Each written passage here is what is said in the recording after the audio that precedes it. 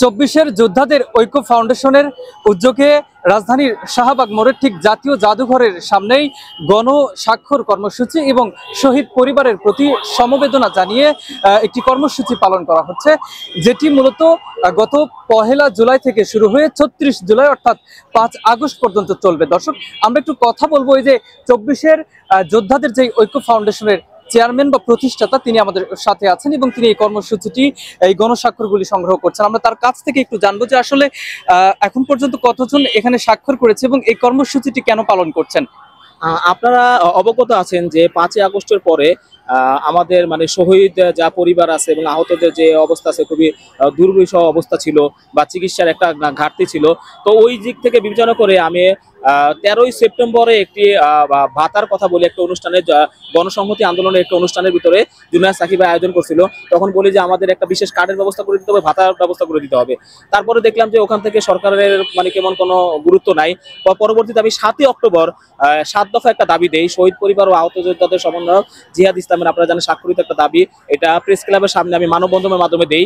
তখন ওখান থেকে সরকারের অতটা রেসপন্স পাওয়া যায় নাই, কিন্তু প্রায় 1,78,000 লোক ওই লাইভটা দেখে। পরবর্তীতে আপনারা জানেন যে পঙ্গু হাসপাতালের সামনে একটা আহতরা বিভিন্ন চিকিৎসার অবহেলার জন্য আন্দোলন করে। আন্দোলনের সময় আপনারা জানেন যে কয়েকজন উপদেষ্টা ওই জায়গায় যে কথা বলে যে আপনাদের কি কি দরকার, আহতদের বা শহীদ পরিবারের কি দরকার, এটা নিয়ে আমরা আলোচনা করব। সচিবালয়ে তারা আমন্ত্রণ জানায়। তখন আমি ওই আমন্ত্রণে যাওয়ার পরে ওই 7 দফা দাবিটা দেই। দেওয়ার পরে ওটা পুরো দেশব্যাপী এবং বিশ্বব্যাপী ওটা ভাইরাল হয় এবং ওই 7 দফা দাবিটা সরকার ওখানে কথা দেয় যে হ্যাঁ, এই দাবিগুলা আমাদের বিশেষ কার্ড হবে, আমাদের মাসিক ভাতা হবে, পুনর্বাসনের ব্যবস্থা হবে এবং ওখানের ভিতর দাবি ছিল যে যারা চিকিৎসা অবহেলা করছে তাদের যেন ওই ডাক্তারদের বা ওদের ফাইল পরীক্ষা করে ওই ডাক্তারদের যেন বিচারের আওতায় আনা হয় এবং গণহত্যাকারী সংগঠন এবং সংগঠনের সহযোগী যারা আছে আওয়ামী লীগ, তাদের যেন বিচার নিষিদ্ধ করা হয়। এই দাবিগুলো কিন্তু আমারই প্রথম দাবি এখন পর্যন্ত, যে আওয়ামী লীগের নিষেধাজ্ঞার যে দাবিটা, ওই দাবিটা আমারই এখনো লিখিত অবস্থায় আছে ওই 7 দফা দাবির ভিতরে।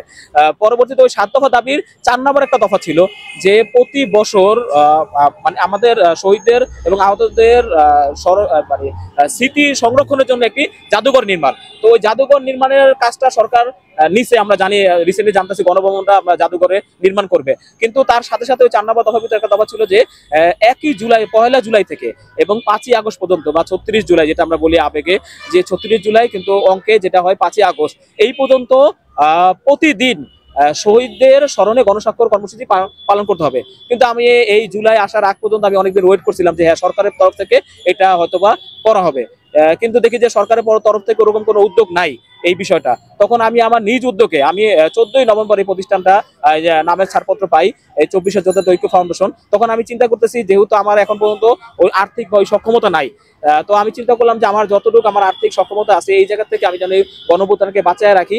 এজন্য আমি শাহবাগে একটা মঞ্চ করি, জাদুঘরের সামনে মঞ্চ করে এখানে একটা ভিন্ন উদ্যোগ নেই, যেটা আপনারা এখনো সচরাচর কখনো দেখেন না, একবারে ডিফারেন্ট, যে শহীদ 24-এর গণঅভ্যুত্থানের শহীদ ও আহত যোদ্ধাদের সম্মানে গণস্বাক্ষর। এবং এখন পর্যন্ত কতজন এখানে স্বাক্ষর করেছে? এখানে আমাদের 200 ওভার স্বাক্ষর করছে। আপনারা জানেন যে আমাদের বিভিন্ন কর্মব্যস্ততা আছে, এর ভিতরে আমরা অথবা প্রতিদিন 1 ঘন্টা, 1.5 ঘন্টা বা 2 ঘন্টা সময় দিই। ওই সময়ের ভিতরে যতটুকু হয় তার ভিতরে আপনারা দেখছেন যে বৈরী আবহাওয়া ছিল, আমাদের বিভিন্ন অনুষ্ঠান থেকে দাওয়াত থাকে, এই সব জিনিস খেয়াল করে যারা আমরা কাউকে বলি না যে আপনি আসেন দেন এবং কোনো ডাকি না, যারা নিজ উদ্যোগে ব্যানারটা দেখার পরে, এই যে জুলাই অভ্যুত্থানের পরে আমরা জনগণ যে বাংলাদেশটি আসলে চেয়েছিল সেটির কতটা প্রতিফলন হয়েছে বলে আপনি মনে করছেন? আচ্ছা, ওইটাও তো একটু ঘাটতি আছে। আমি আরেকটু কথা বলে নিই, আমাদের কিন্তু এই কর্মসূচির সাথে সাথে কিন্তু একটা ডিফারেন্ট কর্মসূচি আছে, শহীদ যোদ্ধাদের পরিবারের প্রতি সমবেদনা জানিয়ে চিরকুট প্রেরণ। এটা একটা ডিফারেন্ট কর্মসূচি, এখানে একটা ভালো সাড়া পাইছি আমরা, যে মোটামুটি এখানে মানুষ আমরা না থাকলেও দিছে। আর যদি বলেন গণঅভ্যুত্থানের পরে যে আশা আকাঙ্ক্ষা ছিল, ওইটা আসলে 80 ভাগই পূরণ হয় না, 20 ভাগের মতো পূরণ হয়েছে। যে একটা বাক স্বাধীনতা, যে একটা হরণের ব্যাপার ছিল, ওইটা থেকে আমরা একটা মুক্তি পাইছি। যেমন আমরা মনে করেন যে এখন ডক্টর ইউনূসের সমালোচনা করি বা তারেক রহমানের সমালোচনা করতে পারি, বিভিন্ন বড় নেতা নেত্রীদের সমালোচনা করতে পারি। আপনারা জানেন যে কিছুদিন আগে কিছু উপদেষ্টাকে অবরুদ্ধ করে রাখা হয়েছিল। মানে এইসব জিনিসগুলোকে একটা জনগণের একটু কিছুটা ক্ষমতা হয়েছে, কিন্তু এটা মাত্রাতিরিক্ত যাওয়া ঠিক না। কিন্তু এই আশাটাই পূরণ হয়েছে, আর বাদ বাকি 80% আসলে পূরণ হয় না এই গণঅভ্যুত্থানে।